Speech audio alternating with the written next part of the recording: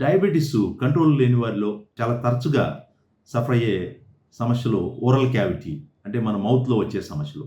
ముఖ్యంగా గమ్స్కి సంబంధించిన ఇన్ఫెక్షన్స్ రావటం, అలాగే త్వరగా పళ్ళు ఊడిపోవటం, పిప్పళ్ళు రావటం, డ్రై మౌత్, నోరు బాగా ఎండిపోయి పిడచగట్టుకుపోవటం వల్ల తరచుగా ఏదో ఒక ఇన్ఫెక్షన్ రావటం. మరి వీటితో పాటు మౌత్ స్మెల్, బాగా డయాబెటిస్ కంట్రోల్ అయినటువంటి వారిలో మౌత్ స్మెల్ వచ్చి మరి ఇంట్లో వారు, చుట్టుపక్కల నుంచి, ఫ్రెండ్స్ నుంచి కంప్లైంట్స్ రావటం. డయాబెటిస్ కంట్రోల్లో లేనప్పుడు మన నోట్లో జనరల్గా వచ్చే సెలైవా, లాలాజలం అంటాం, అది సరిగా సెక్రేట్ అవ్వకపోవటం వల్ల మరి ఈ నోరు డ్రై అయిపోతూ ఉంటుంది.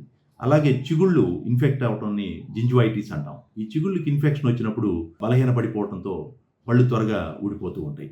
దాంతోపాటు ఈ షుగర్ ఎక్కువ ఉండే వారిలో నోట్లో ఎసిడిక్ లెవెల్స్ పెరిగి ఆ పళ్ళపైన ఉన్నటువంటి ఎనామెల్ అనే పూత పోవటం, అది పోయినప్పుడు అక్కడ పిప్పు పన్ను, కేరిస్ టూత్ ఏర్పడడం జరుగుతుంది.